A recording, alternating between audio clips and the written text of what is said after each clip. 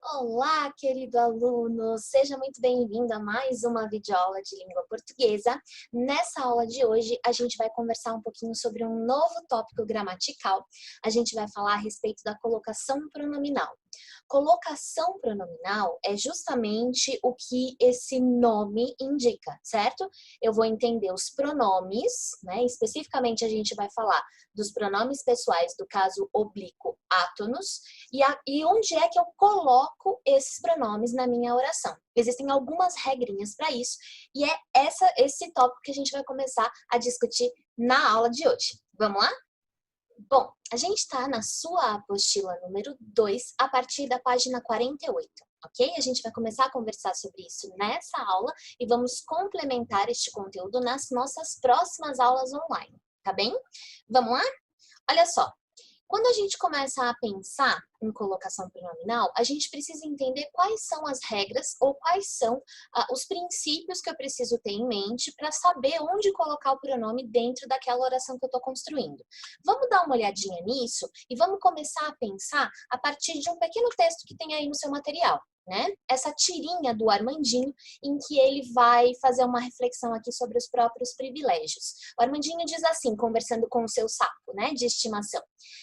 Acham que eu deveria ser feliz, porque minha vida é melhor que a de muita gente. Eles não entendem que é isso que me deixa triste. O fato dele ter uma vida melhor do que a de muita gente deixa ele triste porque há pessoas, né, que não estão nas mesmas condições privilegiadas que ele. Então ele está refletindo aqui um pouquinho sobre a desigualdade social. O Armandinho sempre faz reflexões muito profundas, né? Bom, mas eu quero chamar a atenção de vocês para essa última construção aqui que a gente vê no final da tirinha, no último quadrinho, em que ele diz que é isso que me deixa triste. Certo? O que aconteceu aqui? Reparem, a gente tem duas palavrinhas nessa construção, me deixa. Uma é um pronome, o me, que é um pronome pessoal do caso oblíquo átono, né, de primeira pessoa do singular, e a outra é um verbo, o verbo deixar. Então, a nossa construção está assim, ó, me, pronome pessoal do caso oblíquo, e deixa, verbo deixar conjugado na terceira pessoa do singular no presente do indicativo.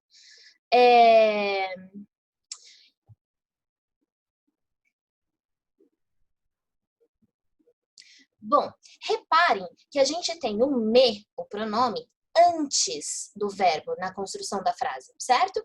Primeiro veio o pronome e depois veio o verbo. Então, neste caso aqui, a colocação do pronome está antes do verbo, certo? Tudo bem com relação a isso? Bom, vamos em frente então.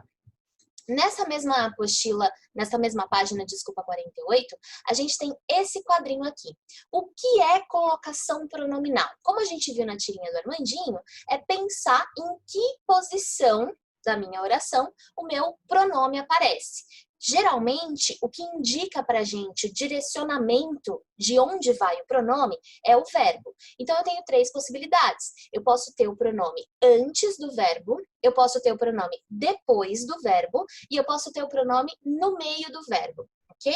Isso daqui, né, antes, no meio ou depois, são possibilidades de colocação pronominal. E aí, são três tipos de colocação pronominal, certo? Vejam aqui comigo esse quadrinho que tem na sua apostila. Colocação pronominal é a posição em que o pronome oblíquo átono assume dentro de uma sentença, podendo ser dividido em três tipos: a próclise, a mesóclise e a ênclise, ok? Então, só para ficar claro aqui, colocação pronominal é a posição em que o pronome oblíquo átono é colocado dentro de uma sentença, dentro de uma oração. Pode ser antes do verbo, no meio do verbo ou depois do verbo. Essas três possibilidades de colocação pronominal são a próclise, a mesóclise e a ênclise.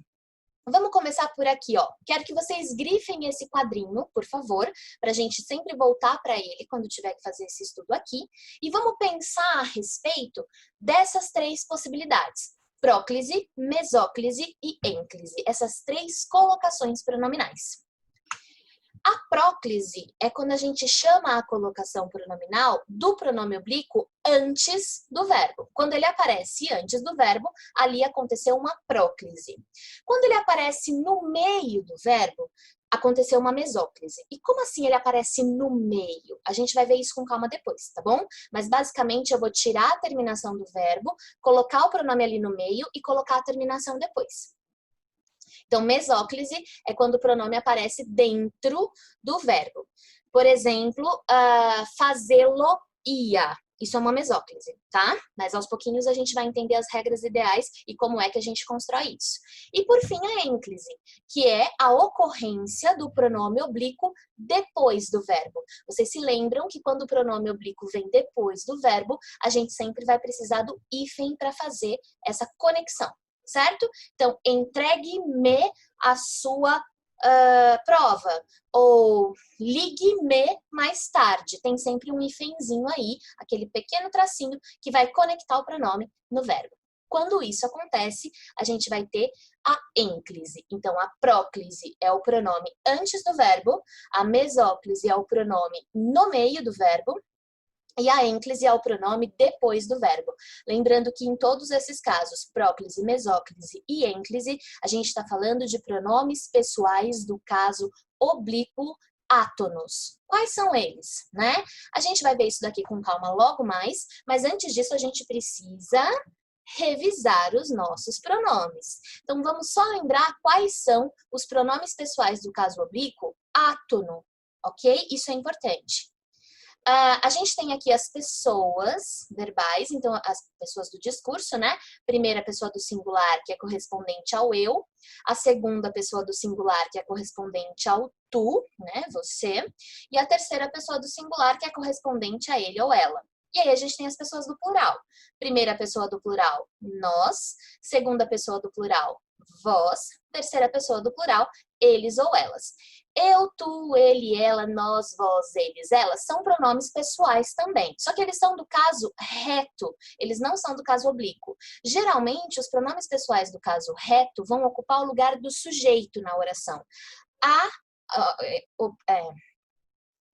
Há casos específicos em que não, mas via de regra é isso que a gente vê. Os pronomes pessoais do caso reto ocupando o lugar do sujeito. E aí a gente tem os pronomes pessoais do caso oblíquo, que pode ser o mim, comigo, né? Ti, contigo. Só que esses daí são pronomes tônicos. Para os casos de colocação pronominal, a gente vai pensar só nos átonos, que são esses daqui, que estão na sua tabelinha, ok?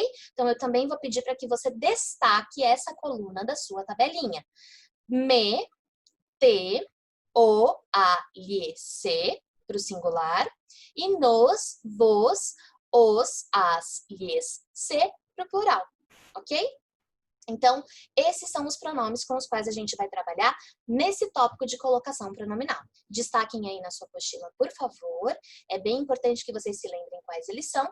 E por que eu preciso saber quais são os pronomes e quais são as pessoas do discurso a que eles se relacionam? Porque, dependendo da pessoa do discurso que vai ser substituída pelo pronome na sua frase, você vai ter que usar um diferente desses, ok?